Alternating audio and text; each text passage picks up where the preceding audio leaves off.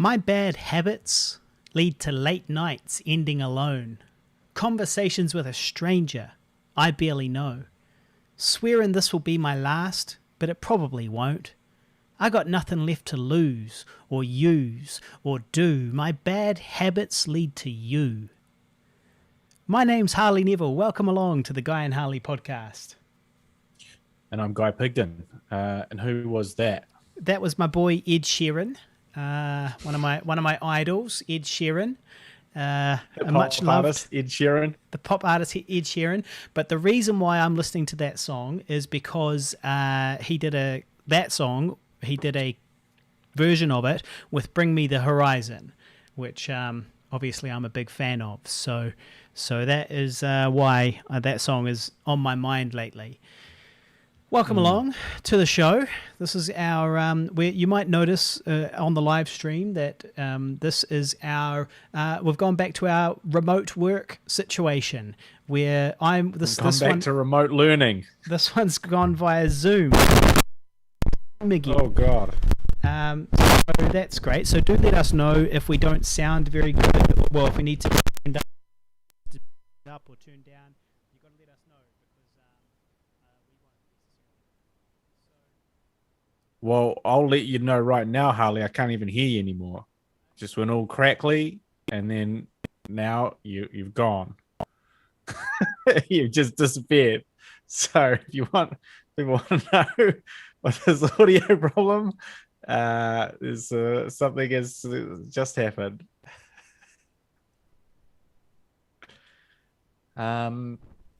So yes, well.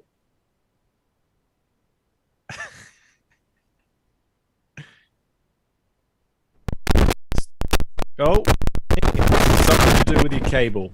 Yeah. There we go. How's that sound? I mean, it still sounds awful, but I think it sounds equally awful as it will for the entirety of the show.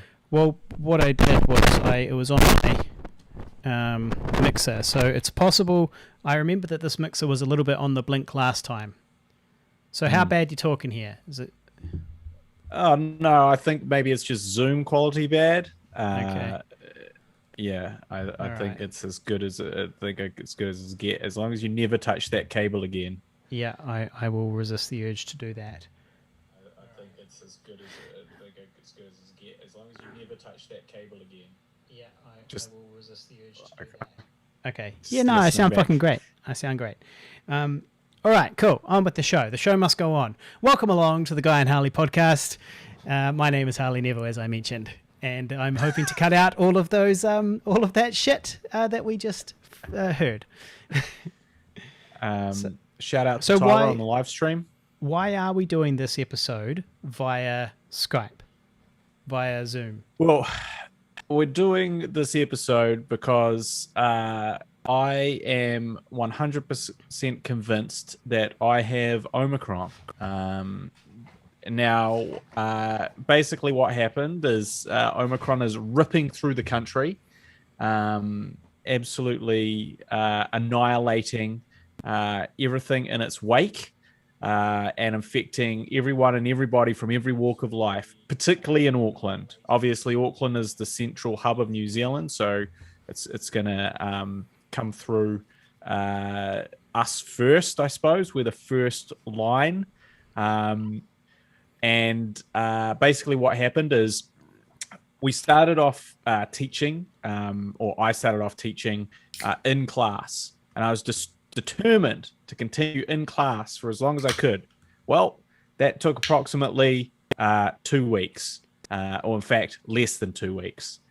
Because after the first week, one of my students got very sick.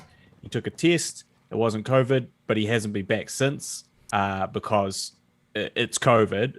I think he just got a negative test. A second student then informed me on, I believe it was Monday. It may have been this Monday that they had tested positive. Another one of my students said that essentially their son had come down with all the symptoms and he was feeling very sick himself. So that's kind of 3. And then another one of my students had all the symptoms, but had not got a test yet.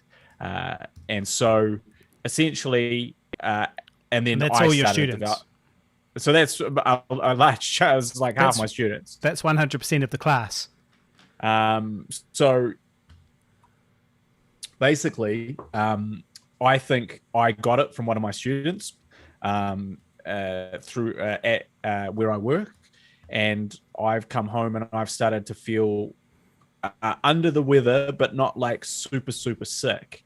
But the difficulty is that I've taken now. This is like what you would call day 6 or 7 of sort of when the onset of symptoms came on. And to be honest, I'm not really feeling better. Like, as in, I'm not improving. And as someone else said, friend of ours said, it sort of comes in waves. So it's like, this morning I sort of woke up and I was like, yeah, I feel pretty good today. I feel quite good. Like, maybe I'm just getting over this now. And then now I've got like a headache, which is another curious sign. I never get headaches. That's just one of my things. I just never ever get headaches. Even when I have colds and stuff, I very rarely have headaches. I'll have like coughs, sore throat, achy joints, all that sort of thing, but just not headaches. Got a headache. But it's really actually and a temperature, and this temperature that just goes on and off. So I'll be all right. I'll feel normal, and then I'll feel just really, really hot, and have a super hot temperature. And now I'm experiencing that, like on the podcast, and I think just the main thing. That sounds like menopause. Actually, I think you might be going through menopause. I'm not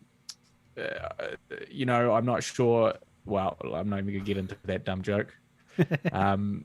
But basically the real issue is just a sense of fatigue. Like, I'm always tired. This whole thing about brain fog, like I'm just always like, I went for a walk, which was the first bit of exercise I've done, and then I immediately had to have a nap, and I was like, walks normally don't have that effect on me, generally speaking.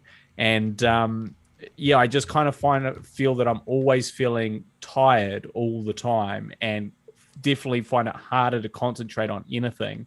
And so it's just kind of like I feel very fortunate, if this is the extent of my symptoms, that I just generally feel like shit. Like, just generally, I just feel like shit day to day. That's okay compared to where I could be. Now, I have also just had the booster. So I had like the booster, that was just a third vaccination, like a week prior to this. Yeah. So in theory, if it's going to be effective, it was probably will be most effective right now. I think, isn't there? I think there might be like a 2-week type delay. I'm pretty sure I read that somewhere, that there's like a 2-week, like if you get the booster, you don't want to encounter the disease within like 14 days, I don't think, because I'm not sure that it's effective or fully effective until about 14 days afterwards. I could be wrong. I think I read that somewhere. Well, it might be, and it might be that it's been 14 days. I can't quite remember. But I feel like, I don't know, it's strange because I keep getting these negative tests back, but I keep feeling shit. Yeah. And I also have had colds my whole life. So everyone that's like, oh, it's just a cold, you dummy. And it's like, well, these symptoms feel much more different to just a cold. And also a cold, kind of, you go downhill. It and could then be you go a back flu up. though. It could be a flu, like not this Sure, flu, a different flu. It could be a flu, but if it was a flu, I would kind of expect my symptoms to be more severe. Yeah. Quite a bit more severe. And so what I'm doing, and I am frustrated by these tests, because unfortunately in New Zealand now, they've made rat testing the primary testing, because they can't do PCR testing for everyone. So the only way that you could do PCR testing now is to book, like maybe through your doctor or something, to do a PCR test. And what they recommend is because these rat tests can be quite up to, I think it was like they're only 58% effective for the first 5 days or something like that. But this is just a stat that I read online. And then even after that, they're basically like, look, if the viral load never gets great enough, then it may come up with a false negative the whole time. The whole time you're sick, it'll be becoming a false negative that saying that you don't have COVID. I also know a friend of mine who was sick. He thought he had COVID. He did the same thing. He took tests sporadically every few days, and only on the 10th day did he come back as positive through his RAT test. And all that time he was waiting on a PCR test, which had been delayed a week. And so he got the PCR test, I think, the same day or the day after, which confirmed, yes, he did have COVID. So I feel like I'm in one of those mild case situations, hopefully. And hopefully this is not the symptoms that I'll just now feel ongoing for a long, protracted length of time, an indefinite long COVID. Yeah. Well, that explains why we're doing this episode via Zoom. So out of respect for me, because I was like, are we just going to do this show? Because I don't really think he's got it. You know, it reminds me of when COVID first came out. And Guy thought he had it. Which also really pisses me off. Well, look, I'm just on the side of the tests, you know. But also, you know, I'm just a positive kind of dude. Not COVID positive, but just a positive kind of dude, you know. I think positively. And so I'm like, I don't really think he's got it. Statistically, he shouldn't have it. Statistically, the odds are in his favor. And so he shouldn't have it. 10%. Yeah. Yeah. Well, we don't know the numbers, but they're talking about 100,000 per day being the actual number. 20,000 per day is the official cases, but they reckon it could be more like 100,000 per day. But hey, we've got like 5 million people in New Zealand. 5 million people, 100,000 per day. I like those odds. It's like a 1 in 50 chance. It's literally a 1 in 50 chance. Well, also they said that, you know, like, because the other big problem with this testing is that, just say I did test positive and I go, cool, I tested positive. That's great. That's a good story. Cool story, bro. And then I don't report that because I'm lazy or I don't care enough to. Then you don't know that I've got COVID. Only I know that I've got COVID because there's no that's the thing with the PCR testing. It goes straight to the government's information of how many people are positive. When I test, I have to go online and muck about on my COVID thing and fuck about. Like, you think about all the people that get COVID, many of which may not want COVID, some of which will not want to admit to COVID. They're not going to go, cool, let me log that online for them. Well, especially if you're feeling like shit. If you're feeling like shit because you're super sick, you're not necessarily going to feel like mucking around with a government website. Government websites, of course, being notoriously painful to navigate at the best of times. So, yeah, you're right. Could be a lot higher. Yeah, so, I definitely do not feel amazing. But I definitely could be feeling a lot worse. So, but the real test of whether or not I do have COVID will be if when I finish my isolation period, which basically is on Thursday, if I finish that period and I go out, and I'm roughly fine for the next 3 months, then I got COVID. If I catch COVID again in the next 3 months, then I didn't have COVID. Interesting theory. I guess we'll see what happens. We'll see how we go. Well, it would be incredibly unlikely for me to not catch COVID, right, in 3 months, within this next 3 month period. I don't know, man. I'm not planning on catching it in the next 3 months. Yeah, I think you're delusional. Completely. I'm not saying it won't happen. I'm not saying it won't happen. I'm just saying that statistically it's less likely to happen to me than to happen to me. You're unlucky if you get catch COVID because less than half the population, we think, is going to get it, right? So it's cool. They said approximately half the population. 1 in 2, my friend. 1 in 2 chance. I like those odds. I'm a lucky dude. There's absolutely. Should we do a bet? Or do we do a COVID bet? Yeah. So you're saying you're not going to get it? I'm not saying I'm definitely not going to get it. I'm just saying that I don't really think I'll get it. And I'm saying You're 100% getting it without a shadow of a doubt. There is no escape. I've got a coin here, right? I've got a coin here, okay? Heads or tails, right? So let's just see if I'm a lucky dude or not, right? Heads means I don't get it. Tails means I do get it, right? Because I've got a 1 in 2 chance here. So yeah. Oh. There's tails. I'm getting it. I'm a lucky dude. 1 in 2 chance. It's as simple as that. Simple as that.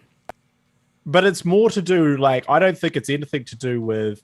look, I might agree with you if your industry meant that you could truly work remotely for the next, like, little period of time.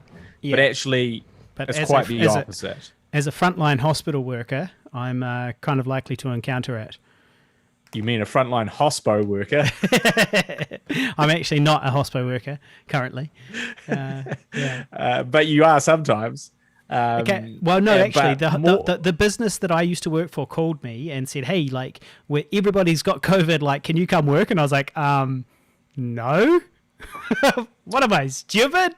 What kind of a question is that? Hey, everybody's got COVID. Can you come into the place where everybody's getting COVID and work there, please? And I was like, that's a negatory for me, especially because that's a job that I do kind of basically for fun. And so I quit.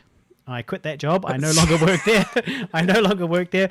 But to be honest, I was always like, I don't know about all this walking around touching people's cutlery and shit. You know, they're putting stuff in their mouth and then they're putting it on the plate and then I'm walking around and picking it up and washing it and then like touching my face, you know? And I was like, yep, this is Covertville right here. Yeah. Well, I just also think that film, like working within the film industry, doing that type of thing is also Covertville.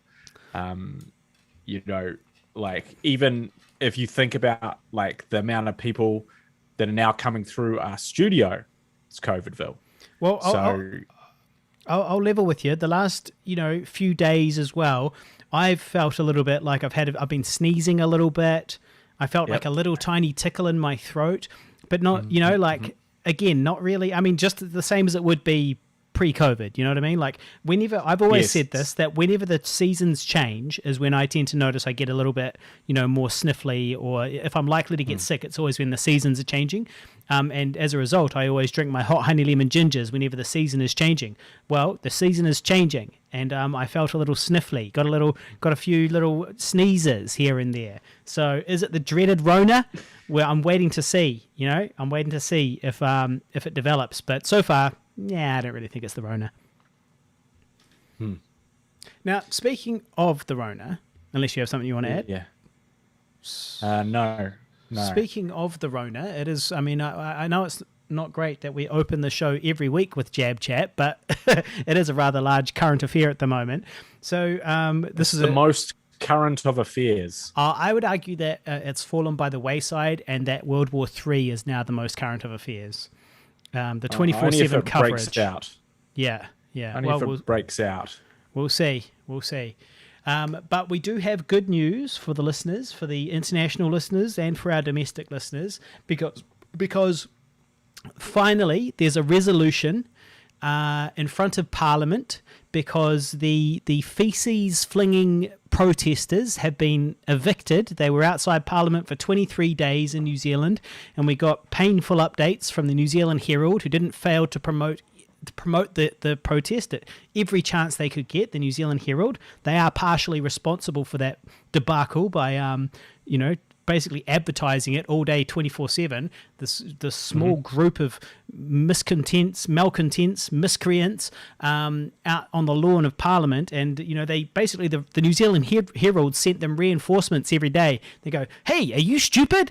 Are you from a small town? Do you want to feel like you're a part of something bigger? Come on down to the Parliament. Look at all these other people that are just as stupid as you are."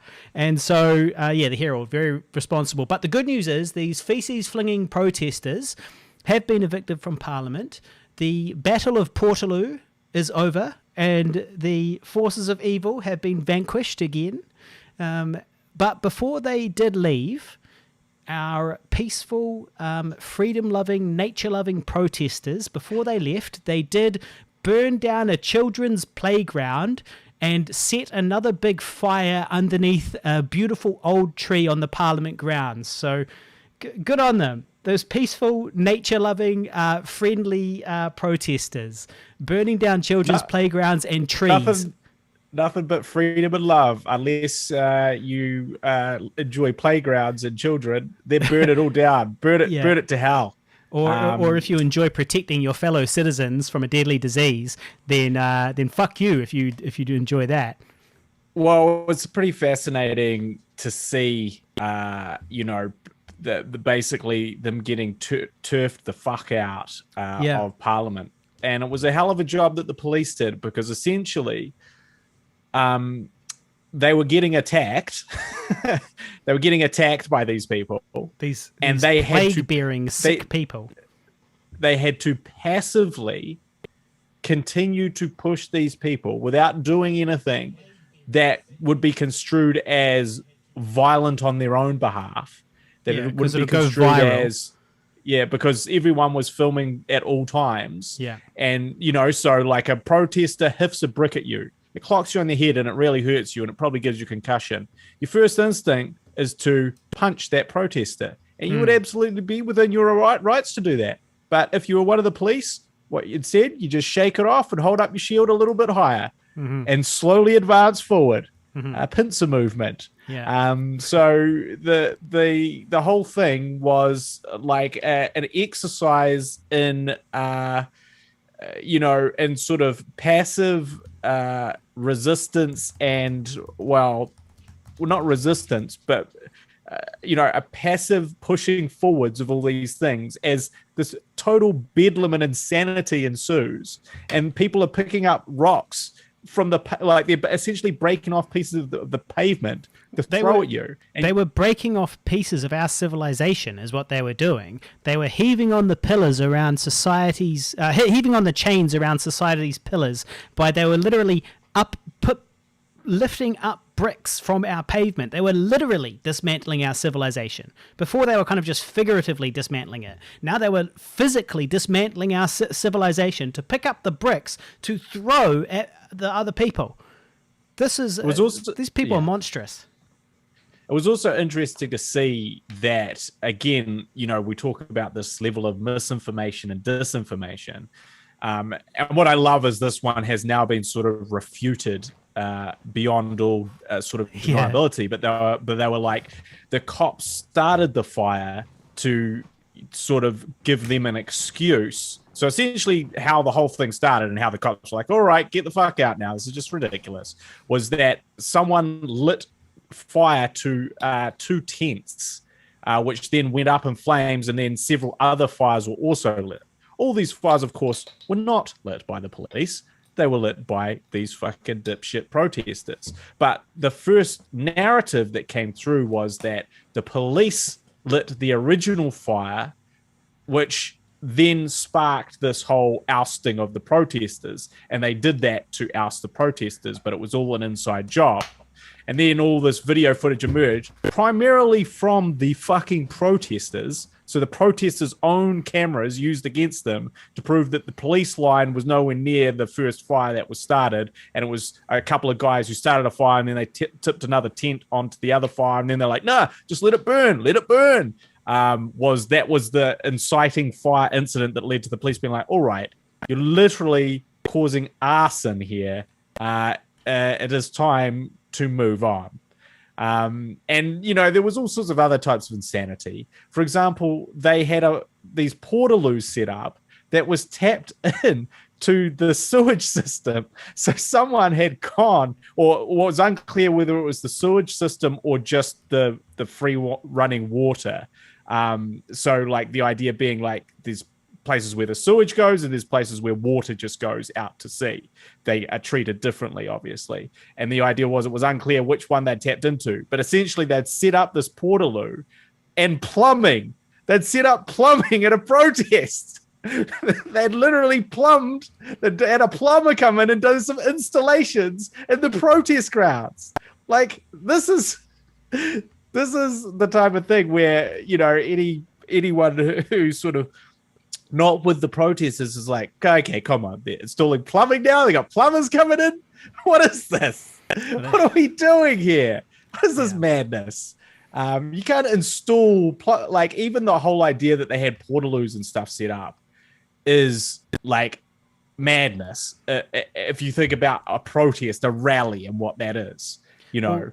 Well, there was a video of one of the protesters with like a burning torch, you know, like a stick with something burning on the end of it. Yeah.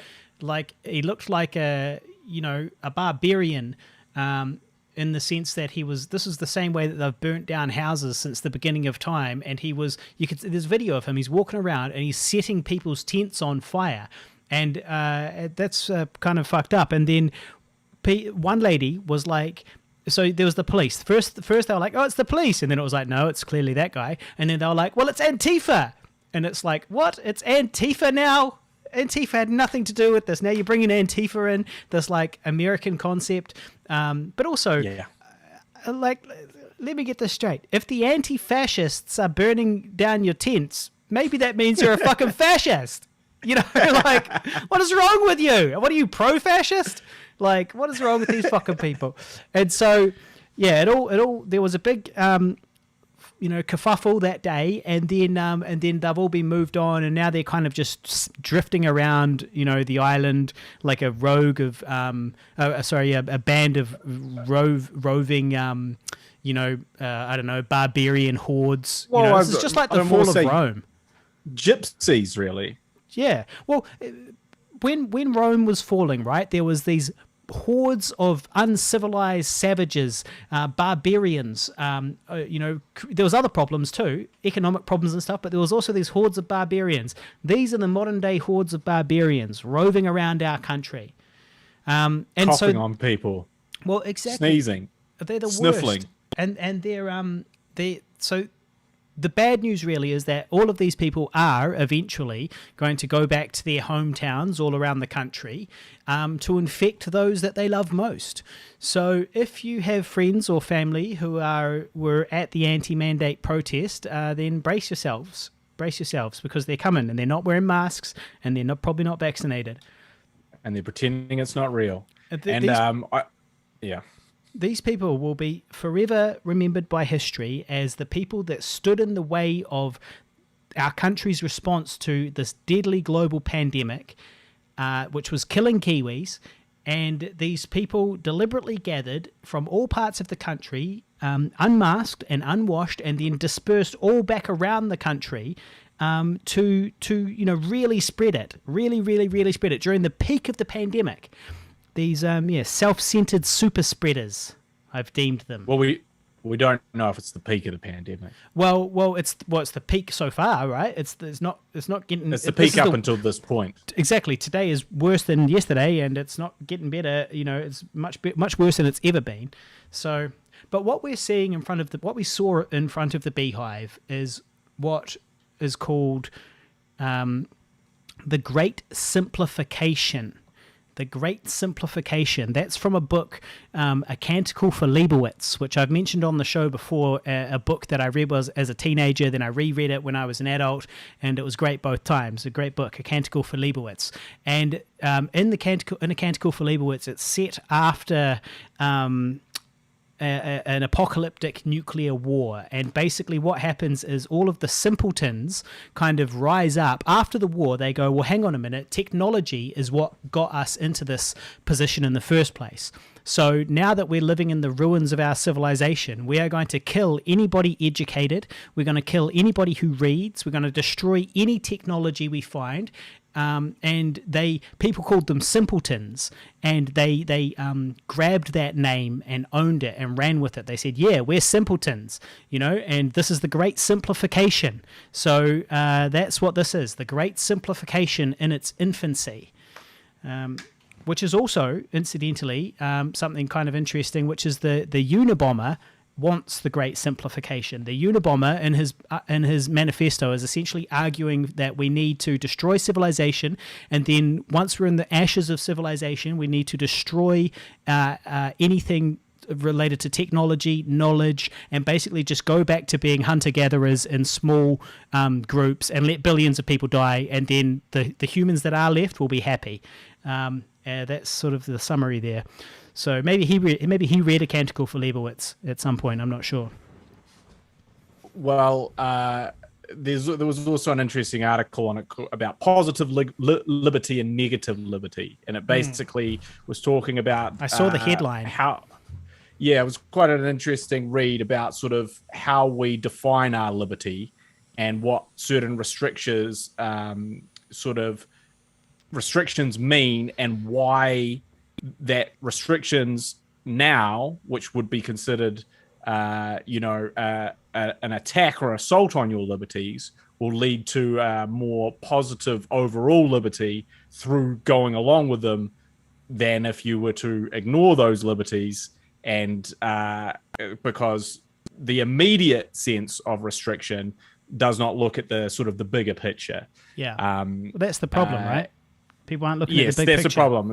But no one's looking at the big picture. Well, some people are. Some people that could read a fucking book are looking at it. But it's certainly quite interesting. It's an affront on our freedoms, but our freedoms mean this. Our freedoms create these problems if we continue to exercise those particular freedoms right now. But it doesn't matter. It's just an assault on our freedoms. We don't consider what those freedoms mean and the greater implications. And that's the sad nature of a lot of these anti-vaxxers. But it's also the sad nature of we as humans, Harley, and that unfortunately we only or frequently look inwards at ourselves and our own problems and do not consider those around us when taking into account the decisions that we should make. I love it when we get philosophical on the Guy and Harley podcast, Preoccupied. Yeah. Self-centered super spreaders. We should probably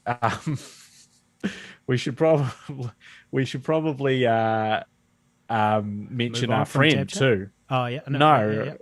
Continue with Jab Chat. Yeah. Continue. Yeah. Continue. We're only just getting started. Yeah. 5150 listener. Right wing Richard. Yeah. Has also caught COVID, and unfortunately, he's been incredibly severely affected by it. It's not something that has just been quote unquote a cold or a sniffle. He is in a huge amount of pain. He sort of messaged us when he first sort of started to get really sick, and I was like, mate, I think you should go to the hospital. That's where I'm at. He sounded like shit. How you sound. He sounded like he was on death's door. He could barely breathe. Yeah, he sounded like he was like on an oxygen breathing machine, but he wasn't. But it would go. He'd go. Blah blah blah blah blah blah blah blah.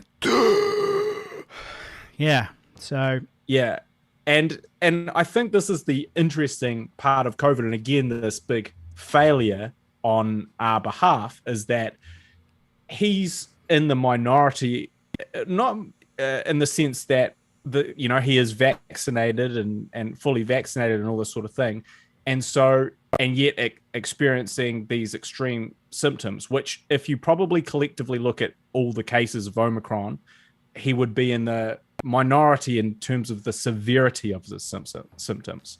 But there's also no particular reason why he would have this would affect him so badly, and that's the thing about COVID is that it's all about how your body and your immune system reacts to the virus and how violently it attacks the virus. There's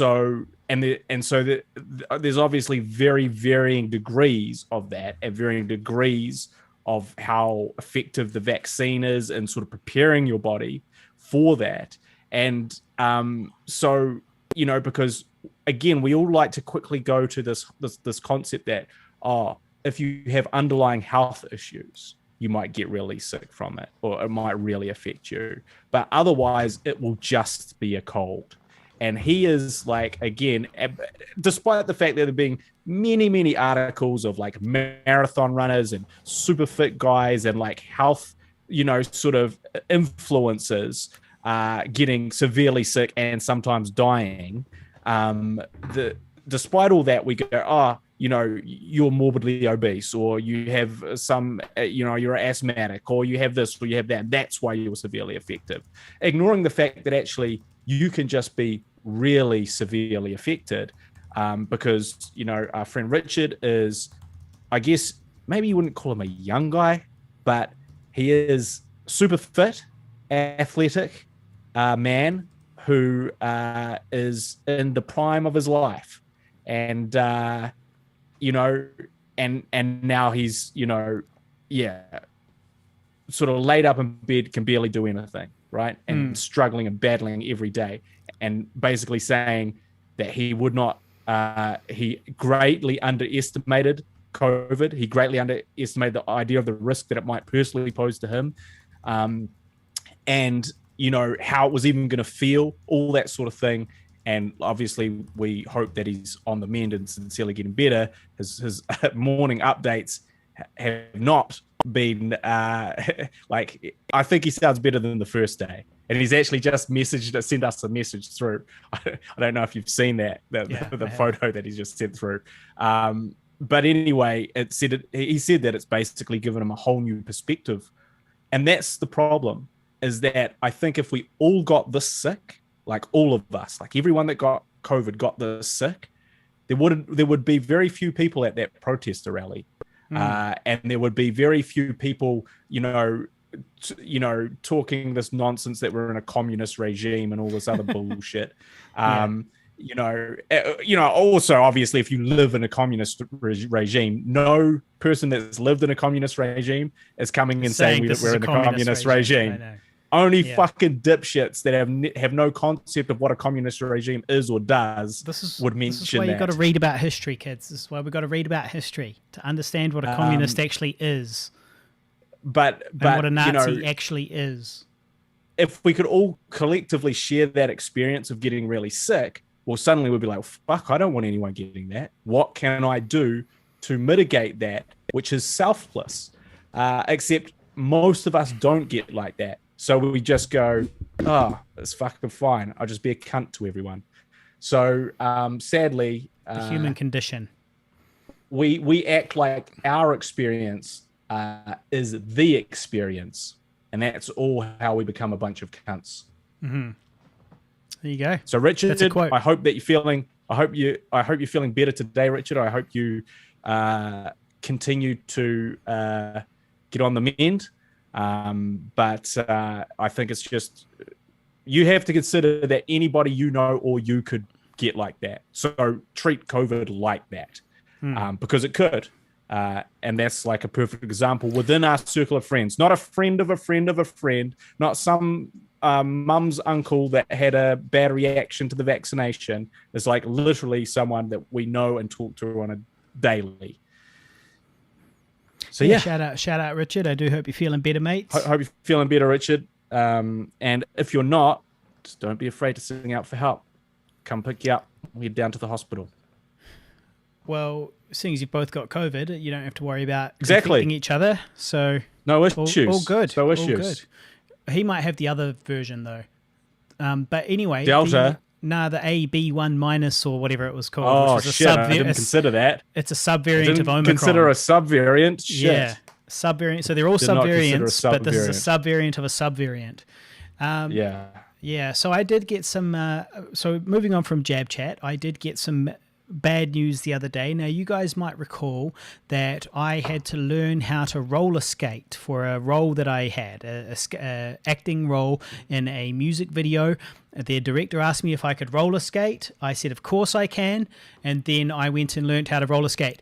And so I went to 3 roller skating classes on my own time. And I also went out roller skating a few times, on my own time as well. And then I did a shoot, and it was about roughly 6 hours or so I was on set. So that was actually not too bad, really. And I got paid for it. It was a paying gig, right? And the song was quite good. And I saw the band and I was like, you know what? these guys seem like they could probably actually have a lot of potential to get, to get a lot of views online and to maybe have a hit, and probably the video will get on TV and all that. So I was like, this is great. This is a really great opportunity for me to get my face out there, but also to be getting my face out there doing something interesting like roller skating and showing my agent my different skill sets, and it's just really a good all round opportunity. I can now confirm that I have been entirely cut from the music video. Fuck, that's amazing. Fuck, you spent so much time on that. Fuck, we talked about the level of shame and embarrassment that you put yourself through for the sake of the video and making it comedic. They made a call in the edit suite.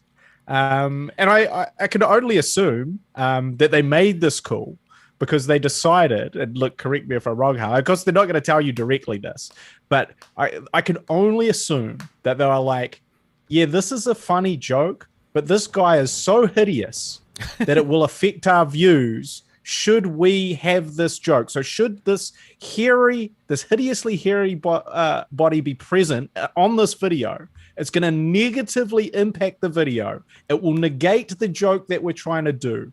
And we will simply lose should this man's face and body be present in this video. We only have one choice, but to completely cut it for fear of creating this effect in our video. Well, I can see how you might come to that conclusion. To be fair, I can see the path you took. But as it happens, that is not what happened. What actually happened was the band made the call, the band made the decision. Oh, the band thought that. Yes, the band thought that. No, but so the band made the call to cut out the roller skating entirely. So all of the roller skating.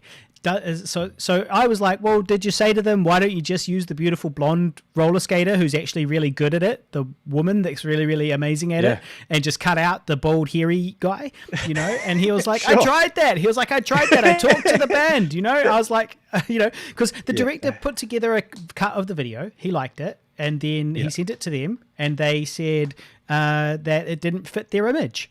And so let's cut out fucking hipsters. Well, it is a bit hipstery, like the old bands. That's the problem with bands, is they're often so disorganized if you're trying to do a video with them, but also they've all got conflicting views about what's cool and what's not.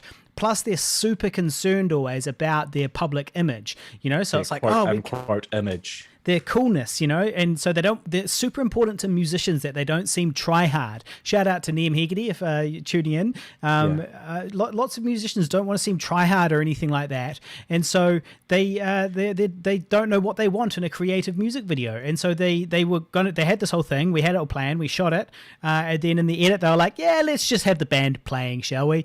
And so both me and the other lady are gone, sadly. So, but I have asked him for some showreel footage of it at least. What's fascinating about that, and what I think the band was completely fucking clueless. So they're a bunch of 20-year-olds? Yeah. Okay.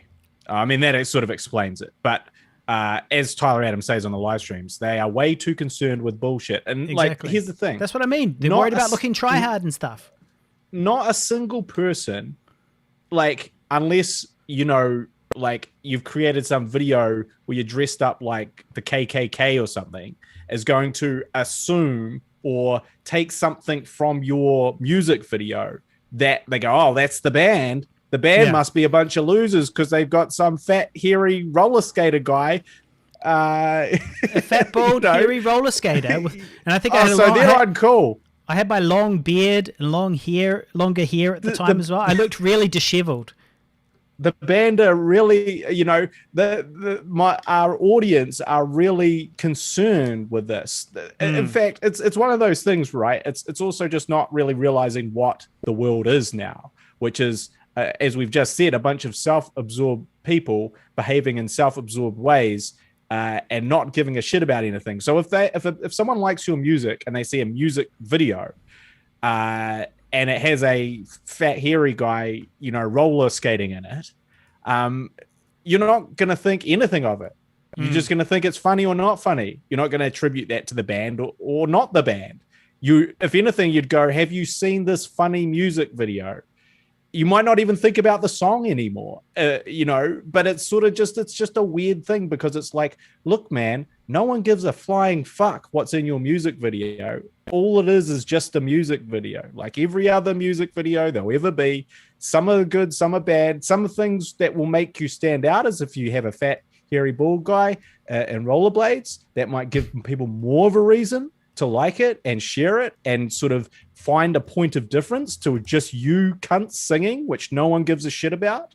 In a music video, that's the most boring thing you could possibly look at. So if you're going to attribute anything to, sort of that, you'd go, you've given it a point of difference and made it funny and made it worth watching just for the sake of the visual. With you not in it, it's just the band playing music, which no one cares about, nor will ever care about, even the fans of the band. They're not going to go, oh, let me just put on this music video so I can see them playing it as well as hear it. Like, they go, let me just put it on Spotify like I always do and never ever click on the video of it ever again. Whereas if it's this hairy guy being funny, I might show my mates. I might show my mates. I might share it on Facebook and say, imagine being this fat and hairy. Yeah, there's just so much unmined potential there, but it's also just a total lack of perspective and understanding. That's what I see. Literally the world. I was like, this adds a potentially viral element, a hairy, exactly, bald roller skater. And then on top of that, obviously us roller skaters are going to share it in our circles. Us, the actors in it, me and my co-star, are going to share it to our various followers, so it's all views for them. It's all good stuff for them. But no, cut us. So, I mean, at least I got paid, and hopefully I can still get something for my show reel, because otherwise, if I can't get something for my show reel, then that's a real waste. That's a real... Well, Bevan says maybe the problem is that the band thought no one would remember them, only the hairy roller skater. Yeah. Well, that's a good point in the sense that that's exactly what they would remember. But if you think about all those kind of famous music videos, you just remember the music video. But that's just what a music video is. You want it to be memorable. Right. At the end of the day, people are still clicking on your music and listening to it. And even if, say, 80% came for the fat, hairy guy dancing in roller skates, there still might be a 20% runoff back into your music because they also really like the music. Hell, if it's a 1% runoff, it's better than nothing. So I guarantee you, there's a 0% runoff of people watching the band play music and then and any of them going, "Hey, that's cool." That you're already a fan if you're clicking on that, and that's what you're getting. There's no discoverability.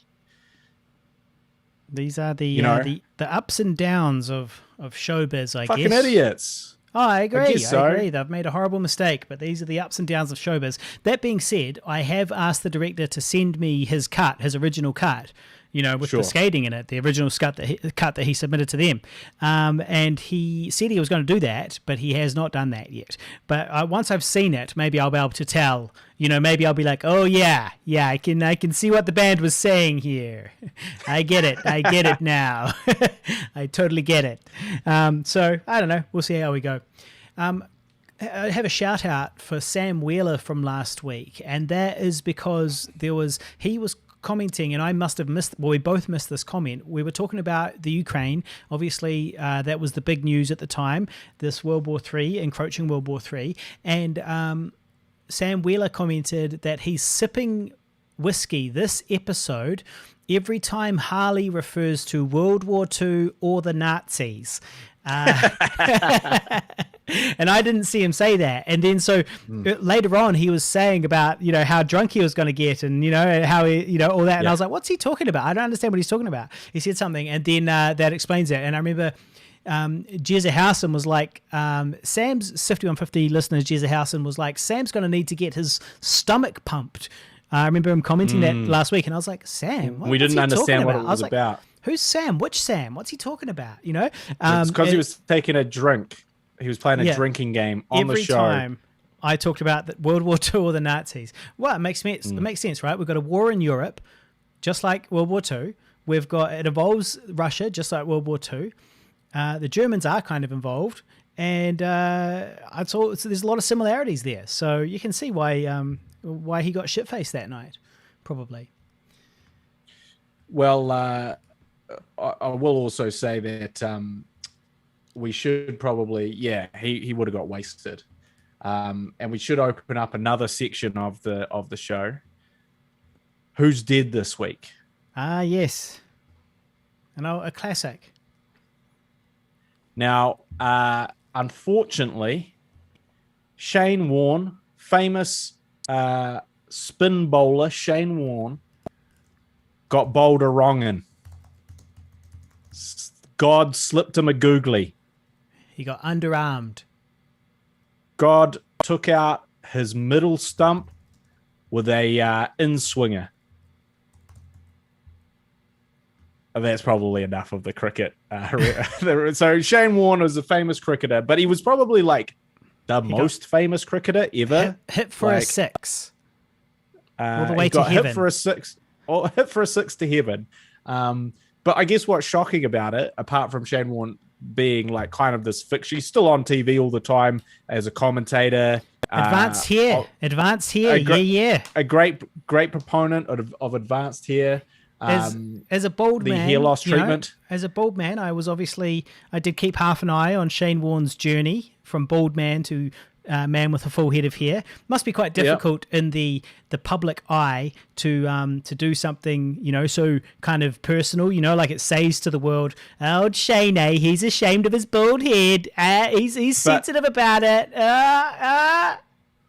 But in saying that, why not make millions of dollars off it in the process, which he did? Oh, yeah. No. I mean... So he was... the crazy thing is... I went for a consultation. The crazy thing is he was only, I think, 51 years old, which is quite young to die. Apparently died of a massive heart attack. Now, he did live a pretty, sort of sports star lifestyle. Debaucherous. Yes, he did threesomes before big games. He dated Liz Hurley. He did a lot of cocaine, allegedly. And maybe it all caught up with him. Now, this, we shout out to Warne because he was a great cricketer, one of the best spin bowlers in the history of the game, and also a great character in sport. And a dude that would, have a smoke and a pie and then go and win a legendary game. But anyway, that begs the question, Harley. Is it better to live fast and die young, or live modestly and die old? Well, obviously, I'm firmly in the camp of live modestly and die old. Especially now, because if you weren't, you'd be getting into Shane Warne territory. Yeah, or you'd be creeping towards Shane Warne classification. The 27 club. I'm actually old in terms of live hard, die young. I'm already past it. I've already done it. You won't be leaving a good-looking corpse. That's much is true. It's true. Live modestly, die old. Yeah, that's our saying. That's our motto. That's actually my new tattoo. Live modestly, die old, and leave a decrepit and hideous corpse. Yeah, I love it. Yeah. Bevan Reed says 52 isn't that young. Well, according to you, Bevan. But, according to me, awfully close. According to me, that's incredibly young. Just a kid. Just a kid. Also, I will say that, one good point, if there's anything that we can take solace in Shane Warne's death, it's something that also Lanny Poffo, the brother of the Macho Man Randy Savage, mentioned after Macho Man's untimely passing at 58 years of age, is that he could go no higher. He'd already peaked in terms of his life, in terms of what he was going to do in his life, in terms of the giddy heights of superstar sporting success, in terms of being the premier best athlete in a certain competition, in terms of the amount of money that he's going to make, in terms of the fame, the wealth, and all the trappings that come with that. All of that was way on the downhill slide, all of that was, and so he was never going to climb any higher peaks or mountains of achievement in his life. And so for those that are left behind, we can at least take some small solace in that. Well, shout out to Shano. Good on you, Warne. Warne, one of the best. Beautiful day down here at the Gabba.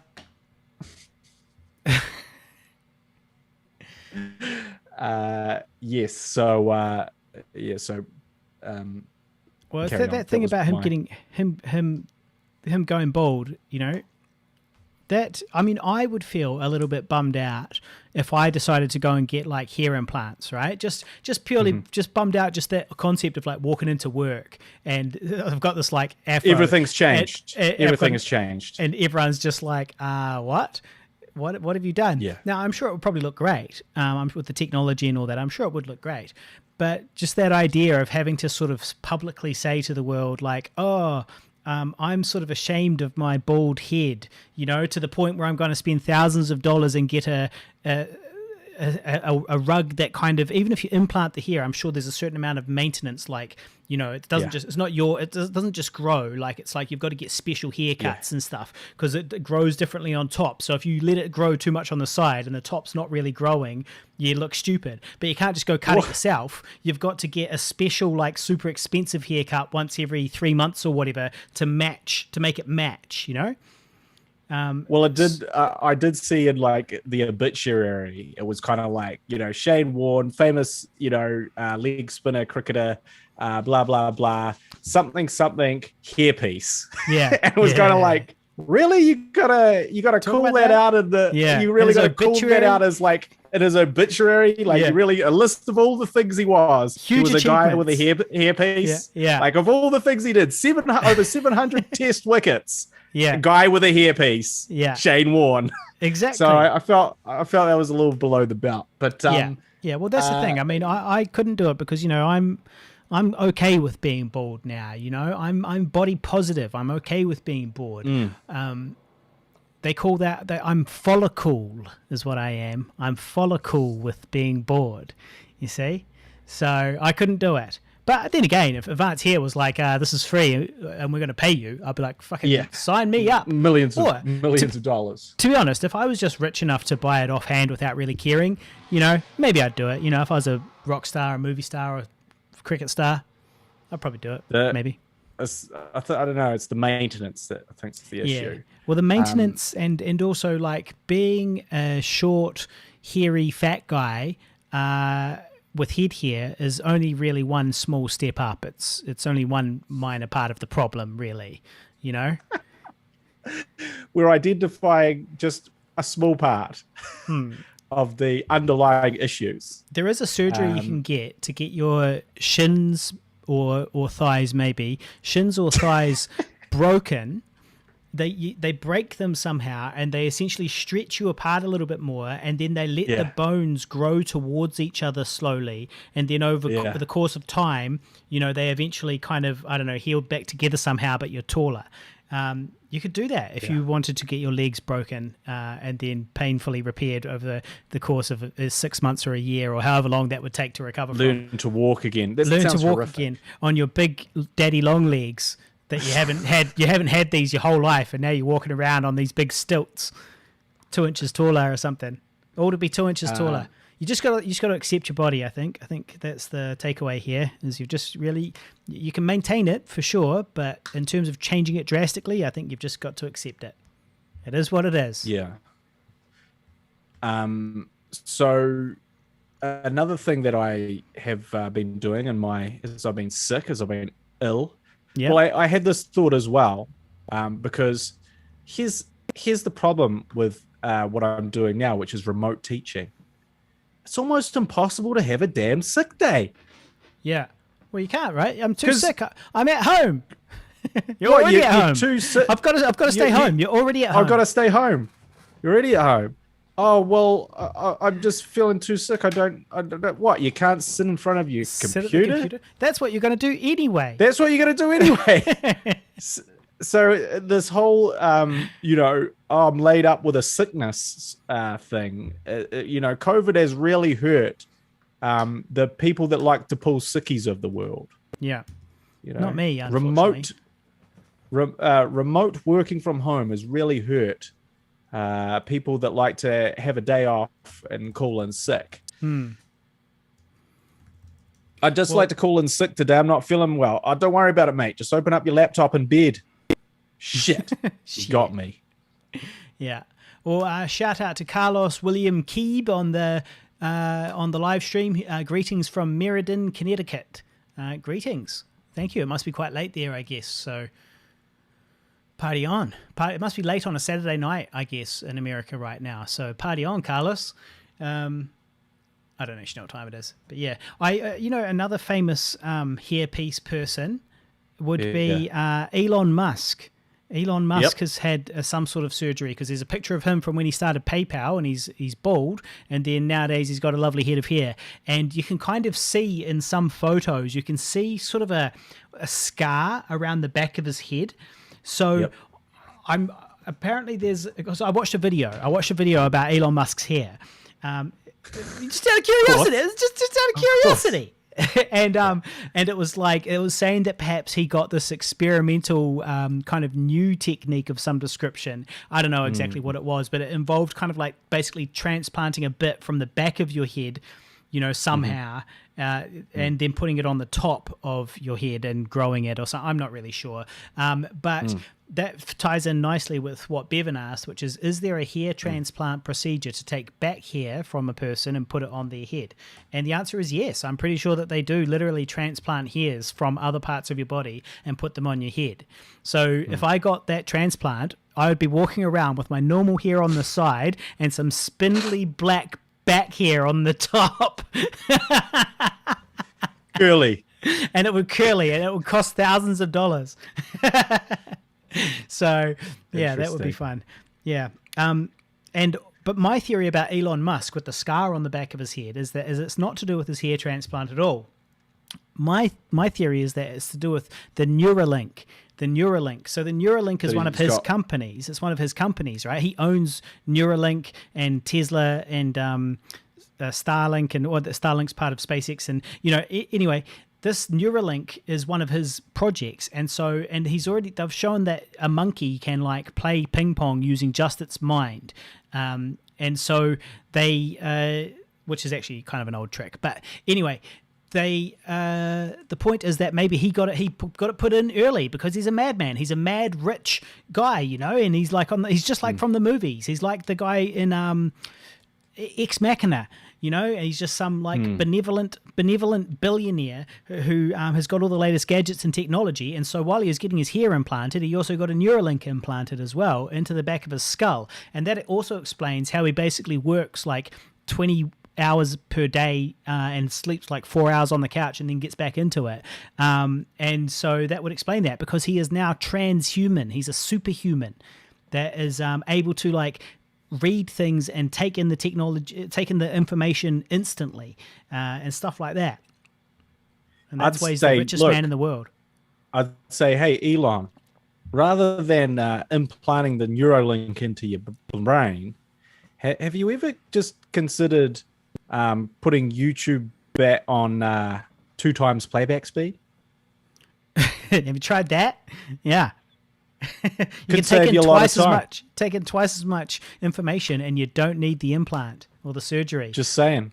Do that. I watch my investing videos at either 1.5 or 1.25 speed, usually. Yeah, it's a great recommendation for I guess the Guy and Harley podcast. Watch the Guy and Harley podcast. No, you could never do it with this because there's just too much going on. You'd never be able to. Your brain would never be able to process all the information if you put it on 2 times speed. Yeah, it'd be like essentially what would happen to you would be what happens to the dude at the end of 2001: Space Odyssey, where he goes through the Stargate. That would happen to you if you put and becomes a star baby. Basically, if you put this on 2 times speed right now, you will go through a Stargate and then turn into a star baby that's orbiting the Earth. So I don't recommend it. You can only process so much information. Otherwise, a higher alien being will send you right through the Stargate. So, well, speaking of that, I considered doing this because it's a recommendation that everyone says. It's like, you want to read twice as many books, put it on 2 times speed, blah, blah, blah. And it's like, yeah. I mean, that's cool. But like for me personally, I like my mind to wander a little bit through the book. So I'm imagining the book and I'm imagining what's going on in the book, but I also want a pocket of my mind that can sort of just go elsewhere and go, yeah, what would happen if this thing in the book happened to me, or if I applied this piece of marketing or whatever the fuck it was. So I have like an additional facility to kind of wander off the path and wander back on and not be like, where the fuck am I? And I feel like if I put those books at 2 times speed, I'm not going to have the ability to think as much and internalize whatever's being said in the same way. So, there you go. There you go. You're going to add a canticle for Leibowitz to your list of ebooks. Absolutely to listen to? Not. Absolutely not. No chance. Fair enough. Also, I think the problem I love to use the term cognitive dissonance here on the podcast. I think there's a real problem with using that because it sounds like a Castlevania game. Cognitive dissonance. If I had played Castlevania, then I might understand your dad joke. Right. There's if you've ever played any of the Castlevania, well, they're all like Castlevania, Harmony of Dissonance, and Castlevania, Symphony of the Night, and all sorts of things. The Guy and Harley podcast, Cognitive Dissonance. Sounds like a cognitive dissonance Castlevania game so something actually real that people can wrap their heads around.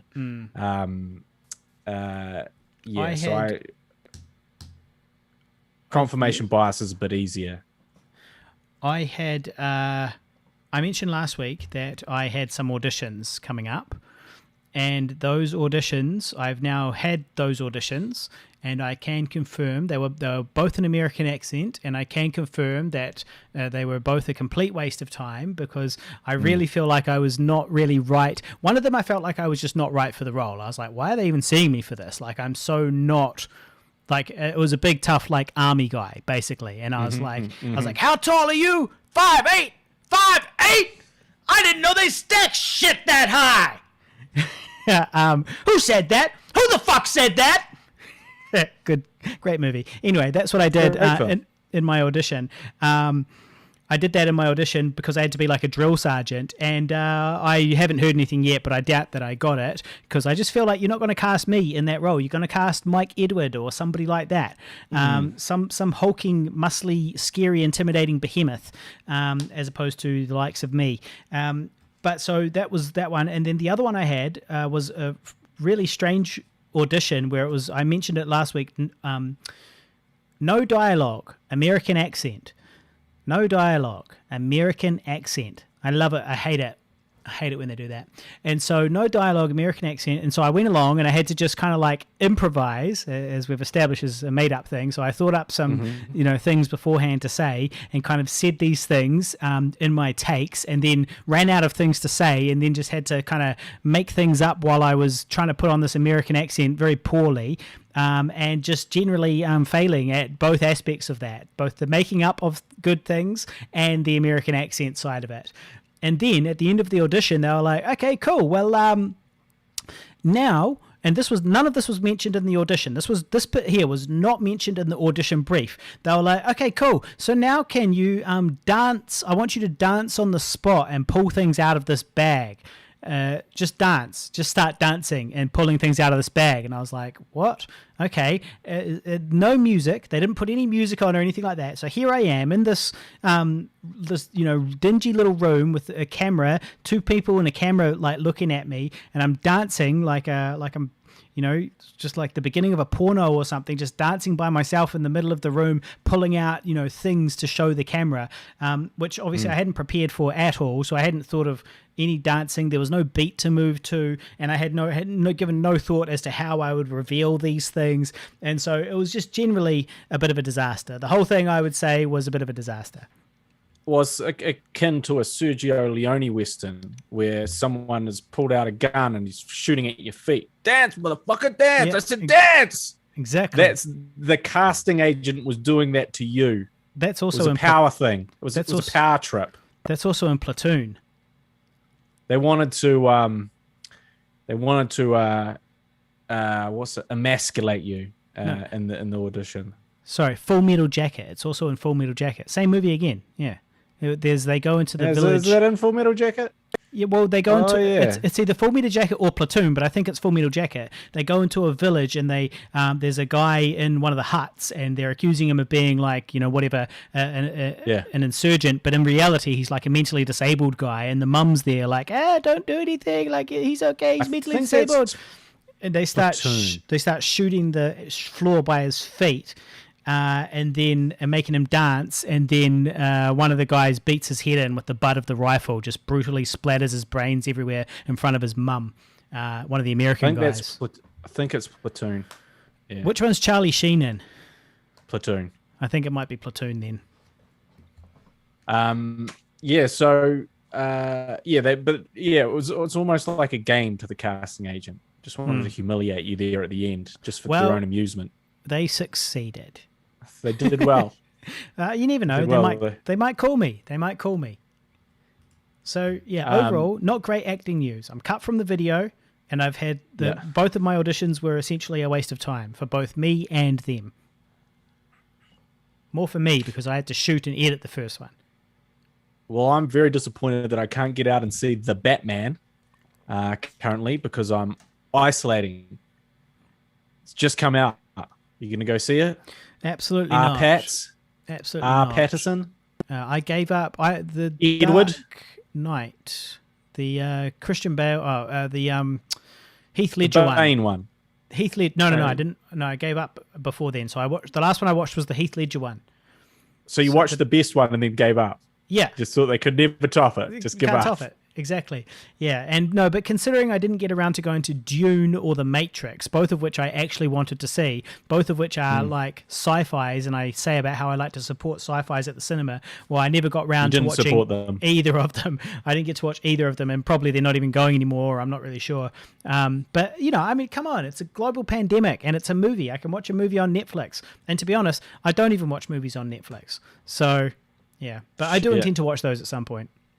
I got halfway through Don't Look Up, and it was reasonably entertaining. I did like it, and I will finish it. But I just don't really have time for too much TV watching lately. But yeah, Don't Look Up. It's not bad. Have you seen it? I have seen it. I did quite enjoy it. I thought that it was definitely worth a watch, and it was pretty funny. Speaking of, I had a point about those movies that you didn't watch. Batman and the other Batmans. Yeah, I guess it doesn't really matter, but I just have to bide my time. I'm dying to see the new take on Batman because director Matt Reeves is one of the best directors working in Hollywood. He did all the Planet of the Apes films. He knows what he's doing. Tyler says he saw it. Well, don't make me jealous, Tyler. I'm in isolation. I'm an ISO. Well, but surely there's surely what's the quote here? Well, there are ways. Not from a Jedi, but there are ways to watch the film while you are in isolation. There are that some consider yes unnatural. That's the one. That's the quote I was trying to remember. Yeah. So actually, there will be, but I'm not going to defecate on Batman's on Batman's legacy by watching this in that capacity, Harley. Right. Okay. Never do that. You would never do that. This is actually the first film that I'll be going to see at the cinema for quite some time, I think. I think the last film I saw at the cinema was Older. That might be the last film I saw at the cinema was Older, which came out in 2020. That might be the last film. Yeah. That's a long time. Yeah, mid-2020. Speaking of movies, my documentary Glimpses will be screening at the Socially Relevant Film Festival in New York. And the good news for our US listeners, which is like, I don't know, substantial amount. Yeah, good chunk of them. Yeah, A good chunk, 5 or 10 at least 5. Is that you can watch it for, I was going to say free. You can't watch it for free. I think it costs $8 to watch one, or you can spend more money and get a pass for the whole thing. But it's available to watch online. So essentially, if you're in the US between 20th and 27th of March, you can watch glimpses online. You don't have to go anywhere. And do they have to pay? They have to buy a ticket from the festival, presumably. And they have to buy a ticket for $8. Yeah. From the festival. So, from the festival. So that's good that the festival's making some money out of your production. That's great that you didn't put it online yourself and just absolutely. charge $8. That's what all festivals do, Harley. Is they take money from good, hardworking filmmakers and make profit off them.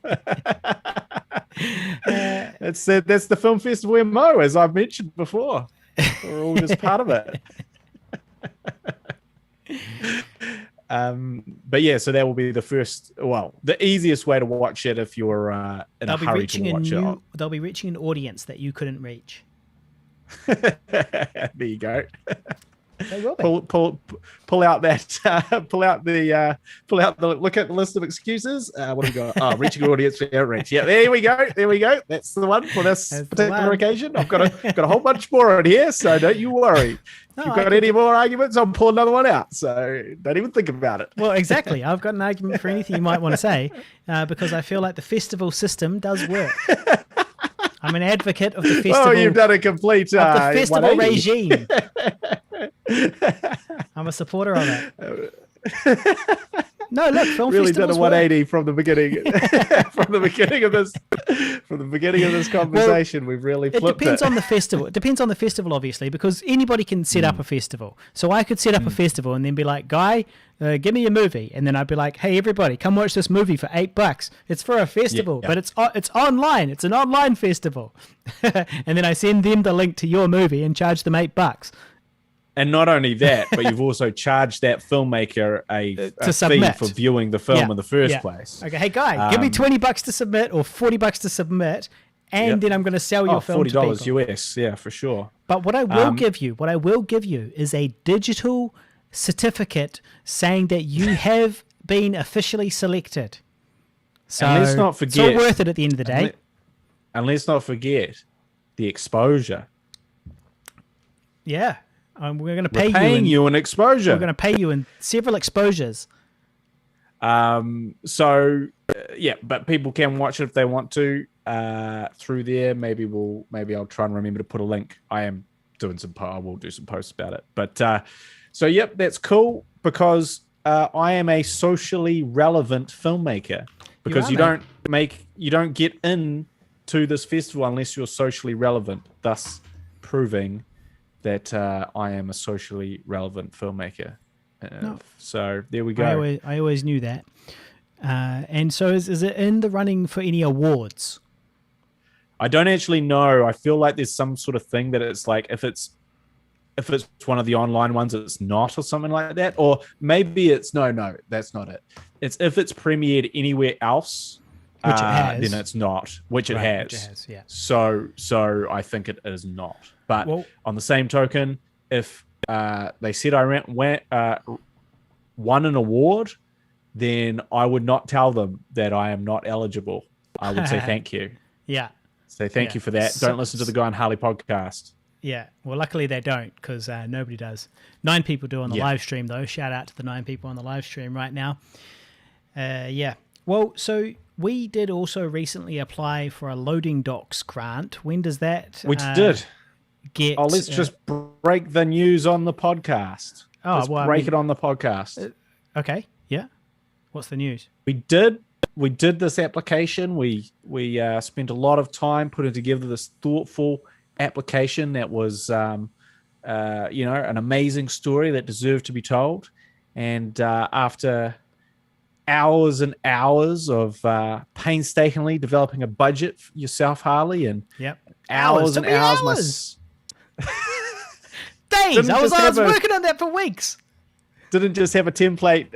Didn't just have a budget template that you just pooped out. I'll have you know that the budget template I had is one that I developed over time, over multiple productions, and I refined. which all adds to my value. Did you input the cell values into that one? Actually, I did. I'll have you know, there's a whole bunch of cell values in there that are mine. There was some cell values in the original kind of version of the budget that I, originally built this off. But, I had to learn how to do that. I continued to develop it. That budget you continue document. to add cell values to that Exactly. budget template. Yeah. And you continue to refine it by rewriting the different roles that might be in that. I also had to think about how much things would cost. And you also had to add a cell sometimes or remove a cell. Exactly. And when I get really stuck, I've got somebody who works with me. Shout out to Tanya Wiley if she's listening. And she really does a lot of the hard work. She does a lot of the hard lifting. Yeah, I was actually kind of waiting for that because I felt like in the initial thing that wasn't mentioned. Maybe that should have been mentioned in the cell building process. No, I do plenty of cell building, I'll have you know. But so this, what's the breaking news? Oh, sorry, the breaking news is we didn't get it. Ah, right, yeah. Well, I could kind of tell the way you were building it up that must have been we had not got it. Building us all up to knock us all down. That's what I do. So yeah, that's a shame. That is a damn shame because I thought it was a really good application. I thought the application was pretty compelling and it was a great subject matter and it was a great team. And I feel like it ticked a lot of the boxes that the funding bodies are sort of interested in ticking as well. And so that is a bit of a shame. But this is news to me as well, listeners. You're hearing it at the same time as me. So if I burst into tears at some point during the show, I just don't worry. That's why. Well, I was really proud of that application as well, but I've actually realized that there's a formula to these applications. And there's a thing that normally happens. So if you make a really, really good application that you're really, really proud of and that you spent hours and hours and hours doing and you thought was definitely going to get in, it won't get in. If you make a shitter. But if you make a not great application that you didn't put very much time into and you think you're definitely not going to get in with, you also won't get in. Those are your two options. If you're a filmmaker and you're starting out and you listen to the show for the filmmaking content, that's how it works. That's your two options. Every application is going to fail. So you take one of those good two or paths. Bad. So just work, do one of them, but just know that is the outcome. But the real point is that you might as well just make shit applications every time because, don't spend too much time on it. Well, if you want to save time. You're not going to get the funding. Because you're not going to get it either way. Yeah. No, that's not true. Look, we have received funding several times. Of course, I Survived a Zombie Holocaust was fully funded by the New Zealand government. And then, basically fully funded apart from the money that we spent. And then they did also send us to LA two times. They've paid for us to go to LA and also funded that film, and I think that might be it from the government at least. But that's hey, look, in the course of 20 years. That's not bad though. That's not bad. A lot of people don't get that big break. A lot of people don't get their first feature film paid for by the New Zealand government. So we can't complain too much. Much. 1 out of 20 years. Can't complain too much. Yeah. Well, the film I produced, Dubai, the film I produced in January, working title Dubai, that is coming along. Apparently, I'm yet to see a cut. I've been asking to see a version of it, a cut of it. I haven't seen it yet, but supposedly it's getting close, and he's going to be able to send me something soon. So that's the update there. And the good news about that project is that it's got a deadline, which means that by the end of April. This film will be complete either way, for better or worse. This film will be complete. So end of April, it's all done. So that's kind of good. I like that there's a definite timeline on when it's going to be done. So not really much of an update, but the update is it's almost cut together now. Whether you think you can or you think you can't, you won't. Henry Ford. That's not what he says.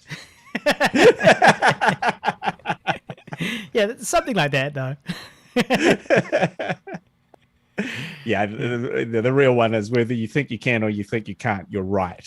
Yeah. Something like that. Something along those lines. But shout out to Carlos. I've just modified it for filmmaking purposes. Yeah.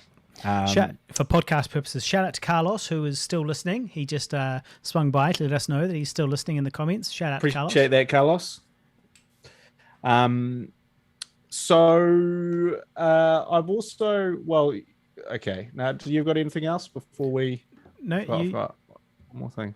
Yeah, you hit it. I'm getting COVID fatigue. I got about halfway through this, I started feeling terrible again. I got the long. Well, I did the long COVID. I did see you kind of wipe your forehead at one point, as if all this talking was really taking it out of you. But then you were talking so much as well, and I was like, well, he must be feeling okay. Can't be feeling too bad. Yeah. No, I feel terrible. But I did, as again, I've been sick, so I haven't been, burning the midnight oil. Well, I have been, but I've been burning the midnight oil lying on the couch. So it's not really the same kind of burning the midnight oil. And I've watched the book of Boba Fett. Uh-huh. You read books, mate. Good on you, Carlos. But the book of Boba Fett, which is interesting because the book of Boba Fett, as Harley mentioned, is not a book. It's a Disney Plus series about famous Star Wars bounty hunter Boba Fett, starring Temuera Morrison. That's pretty Boba huge. Fett. That's pretty huge. Good on him. It's pretty huge. It's pretty huge. It's pretty huge for him because he had what it's huge for New Zealand. You might call. Good on you, mate. Bloody good on you. He had what you might call a career slump for about 15, 20 years.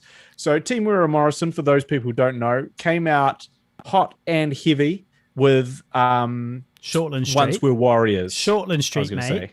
Shortland Street is where he all kicked off. Dr. Ropada. He started off on Shortland Street. That was his big break into mainstream television. And then he quit Shortland Street, right? And then when he did Once We're Warriors. To become a movie star. Once We're Warriors. Became a movie star. Then he had through Once We're Warriors. So essentially, Once We're Warriors then gave him about 10 years worth of acting. And then after that 10 years of acting, he still continued to work. He still did New Zealand roles and stuff like that. And he still did, smaller parts in US roles, but it wasn't the same heady heights of Speed 2 with Sandra Bullock and Jason Patrick. Was you know he what in I that? mean? I believe so, yes. I was thinking of Uncle Bully. I thought Uncle Bully was in that. Oh, you might be right. Clint, what's his name? Cliff Curtis. Cliff Curtis. That's it. Clint Curtis. But it's one of those things, and this is the thing: is this is what happens. You have a hot role. Everyone wants you for a while. If your choices are not amazing, and you don't sort of go from strength to strength, that peters out. And then what's amazing is, as he was petering out, he had a bit part in Attack of the Clones as Jango Fett. So he went from Once We're Warriors, and allegedly George Lucas, I think, saw Once We're Warriors or something like that. There's a story around him seeing him being like, this guy's amazing. Can we get him in to be Jango sort of thing? Yeah. Is that how he got discussing it on... not necessarily how he got it, but them discussing it on set and, it being like a point of reference. Maybe it was actually how he got on the island of Dr. Moreau with Marlon Brando, was that Marlon Brando watched Once We're Warriors and said, this guy needs a bigger part. He's also in that Harrison Ford movie, and he plays a pirate. Anyway. Star Wars. He's a pilot, and it's a Temuera Morrison movie. Oh, wait. No, I mean, a Harrison Ford movie.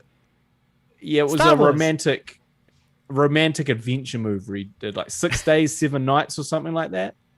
But sure, I'll give you that. But anyway, everything. Oh, yeah, I remember 6 days, 7 nights. I saw Temuera Morrison at the opening of one of his B films that he'd shot over in Europe for $0, which was a steaming pile of shit. And I was the cameraman filming the event, the opening event. And he was there because it was the premiere of the film, and we interviewed him, and then we sat and we just sat because he didn't want to watch the movie and was fully joking about the movie being a piece of shit. And we sat and ate some food together while the movie was playing, because then he was going to say something afterwards, or sort of just, you know, you can't just leave halfway through your movie and not be around to sort of thank everyone for coming along, all that sort of thing. So anyway, he'd been in this movie, and this was what I would call the slump, right? That's the kind of movies that he's doing. You know, and he was very transparent about it, that he was just, you know, doing it really to make a buck and didn't know what the fuck was going on, and was not amazing. Super nice guy, super chilled out dude, like really, really lovely, and was very funny too. He had lots of dad jokes while we were sort of just sat there chatting. And anyway, that was my experience with him. And then sort of, you know, cut to another few years later, and then probably completely randomly, he gets a call from freaking Jon Favreau or someone, and they're like, hey, we're thinking of doing a massive multi-million-dollar continuation of Star Wars in a series featuring the most famous sort of supplementary Star Wars character, and would like you to star in that. Does that sound good? Jeremy Housen says, loved him in Barbed Wire. Opposite Pamela Anderson. So anyway, and of course he's going to be like, yeah, that sounds pretty good, thanks. But he's now 61 years of age. This is kind of like this total career renaissance where he's gone from, you know, essentially a guy who had all the, like, you know, an actor who's well past his prime, to an actor who's, you know, what do they call a second act or third act career, where now he's going to be bigger than he's ever been. And that's awesome because, as I said, he was a super nice, super cool guy. Also, in a weird sort of way, like if you know anything about Temuera Morrison and his acting style, this bounty hunter character really kind of suits him, and the fact that he doesn't have to put on an American accent or anything, and he's just kind of like him. Yeah. Well, and he just talks kind of slowly and emphasizes the end of every one of his sentences. And that's Boba Fett. And that's really what that's pretty good. That's what he does. Yeah. That's kind of like, that's what he does. But it just works for this thing. So anyway, I finally watched the Book of Boba Fett. And I have to say, it was pretty good. You know, and look, everyone's watched it by now. So when we say spoilers, I'm going to drop a few spoilers in here. Okay. But it's been out for ages, so it's no big deal. We got the return of the Mandalorian within the Book of Boba Fett, which is good because that's good too. We also got the return of digital young Luke Skywalker, which was these poor bastards in purgatory now. They're just forever half dead, half alive. These characters. What are you talking about? Well, he's still alive. I get it, but like Luke Skywalker's still alive. Mark Hamill's still alive. Playing young. But now he's alive forever because they can just use these digital versions of him forever. For sure. Well, what I'm particularly impressed at, I'm impressed how Mark Hamill can adjust his voice to sound like young-ish Luke Skywalker, because he is a voice actor, so it explains that he can do that well. Whereas, you know, like Harrison Ford and like Carrie Fisher, you know, God rest her soul, but she didn't really sound like Carrie Fisher from, you know, the first set of Star Wars movies. She sounded like Carrie Fisher who'd been drinking for 30 years straight and doing copious amounts of drugs, you know, and had severely damaged her vocal cords, Carrie Fisher. So that's cool. I think that is a testament to the thing. Yes, it does still look weird sometimes. Like some of the looks, they really kind of capture the Mark Hamill acting Luke Skywalker look. And then other times you're like, is his head stuck on someone else's body? Yeah. Which the answer is yes. The answer to that is yes. And it's like, because it really looks like they've stuck a computer head on that guy's body. Yeah.